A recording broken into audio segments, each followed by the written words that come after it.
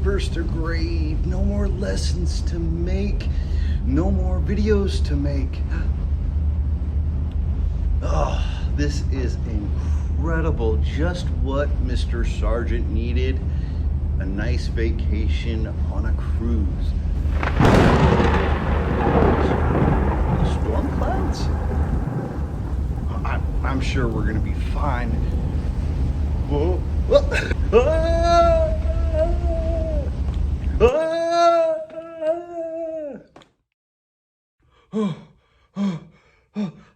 How did I get here? And oh no, I'm all alone. What? Help! No one's here. How am I going to survive? Maybe you can help me. Ladies and gentlemen, today's lesson is about survival.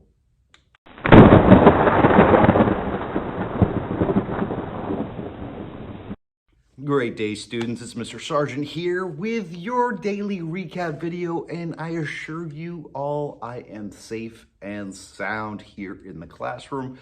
And the reason why I started off the video that way was, well, our new unit in social studies is going to be talking about the first settlers coming over to North America. It's going to be talking about the people that already lived here and how they lived off their land. So what we're going to be focusing on, just like we focused on in science, is the environment.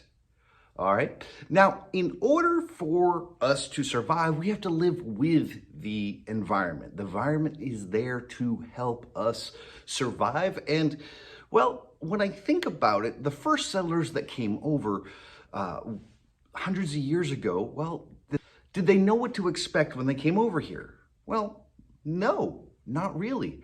They didn't know the land. This was a totally new land. This was the days before Google Maps, before satellites, and where we could see the world. They had no idea what the land was like, and they were forced to survive off the land.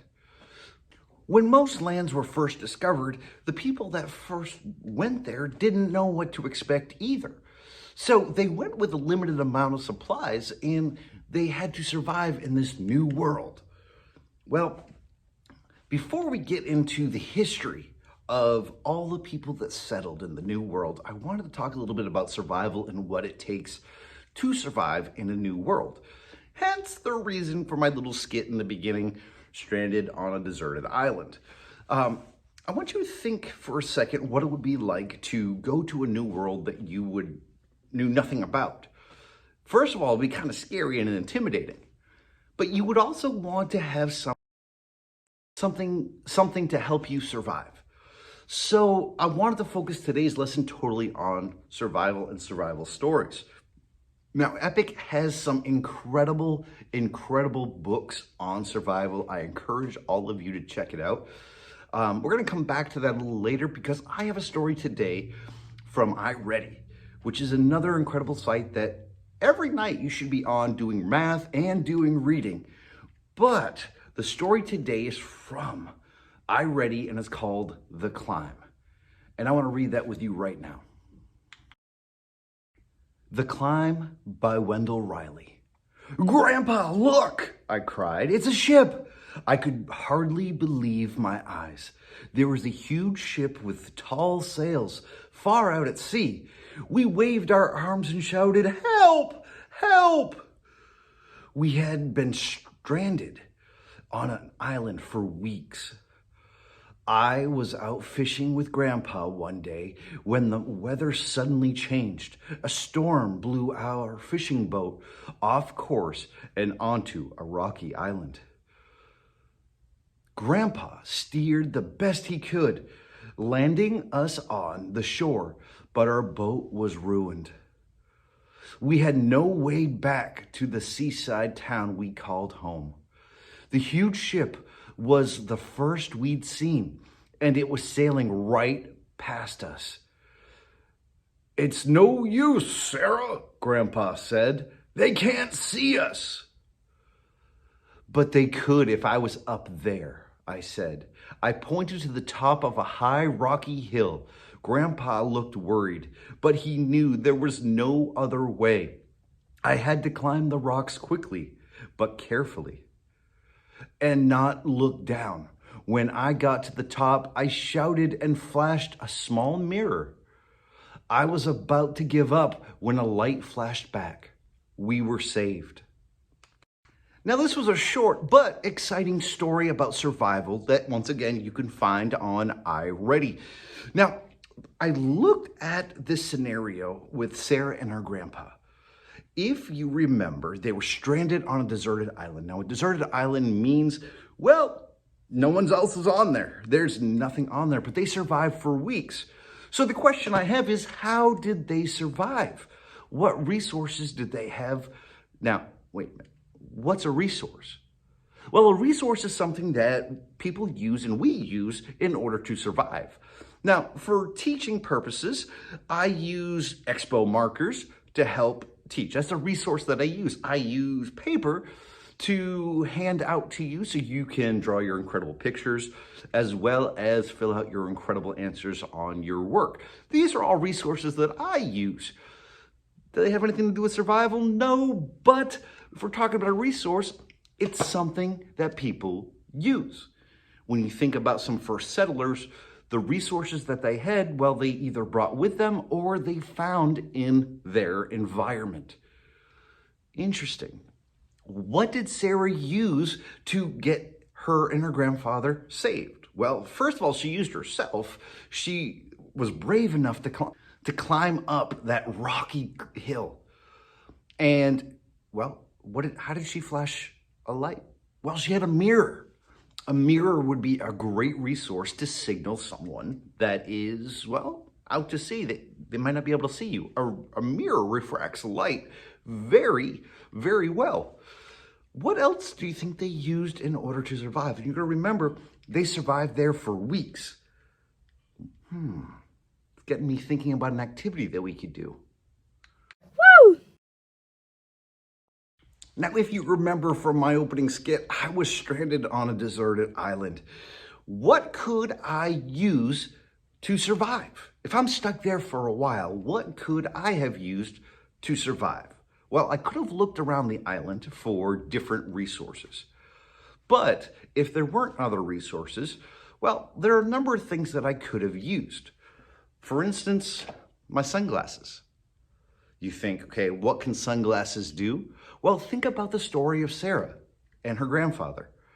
They were able to use mirrors to reflect light so that the passing ship could see. Do you think this could reflect light? I think so. Now, there are a number of other resources that we could use, but you also have to look at it this way. What am I going to need to do in order to survive? Now, as humans, we have basic needs. One is water. How am I going to get water? It's a great question, isn't it? Two, how about shelter? I'm going to have to build a shelter somehow. I can't just lay on the beach the entire time. Three, I'm going to need fire. Now, you may think, okay, why you're in the deserted beach, it's already hot, why do you need fire? Well, at night, it's going to get cold, and we need to maintain our body heat. So fire is a great resource, and it's definitely a need. Can you think of any other needs that we'd have? Oh, we forgot about the biggest. What about food? What am I going to do for food? Well, I don't want to give you all the answers because in today's activity, what you're going to do is you're going to be in a group. Now, if you're at home right now, you can do this on your own. But I want you to be in a group and you're going to think about, well, this. Boop. If you look right here, here's one of today's activities. You're stranded on a deserted island. First of all, who's there with you? What are you going to need to do to survive? What resources are you going to use? How are you going to get rescued? Those are the big three questions. Now, it would be easy just to have everyone on a deserted island, but if you look here, boop, we have stranded in a desert. Will we need the same resources in the desert as we would on the deserted island? Interesting question. What about, boop, some of you got the forest.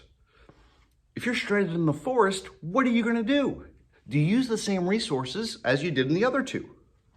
I just made a rhyme there. I apologize. But if we keep going, boop, here we have one more scenario where you're stranded on a mountain. Now, on a mountain, you may not have the same resources. So what I want you to do is take a look at the different environments. I want you to think and brainstorm what it would take to survive there. And then I want you to write your answers down on this activity. And we're going to discuss this in class. We're also going to kind of create our own little stories here. The reason why we're doing this is, well, I want you to think about the first settlers. They didn't know anything about their environment, and then they showed up. And they had to do things in order to survive. I want you to think about what life was kind of like for them. How did they use the land and their environment to help them survive? Well, that's our challenge today, ladies and gentlemen. I cannot wait to see what creative and inventive ways you come up with to survive in these scenarios. I look forward to hearing your answers, and most of all, I look forward to seeing each and every one of you tomorrow. I hope you all have a great, great night.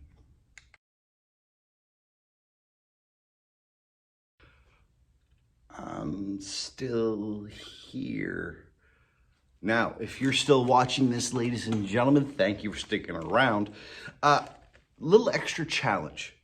I have 3 supplies here, and I'm going to give some bonus points to anyone that can tell me how I can use these materials in order to survive. All right? First, one thing that I always travel with, duct tape. Give me some answers of why and how I can use duct tape to survive. The next thing is a plastic bag. What are some of the ways that I can use this plastic bag for survival? And finally, this one's pretty easy, a container. What are some things that I can use this container for in order to survive? I'll give bonus points, I'll give pause to anyone that's watching this that comes back with some answers of how I can use these. Ladies and gentlemen, along with my glasses, I think I'm gonna get rescued from this island. So I'll see all of you tomorrow.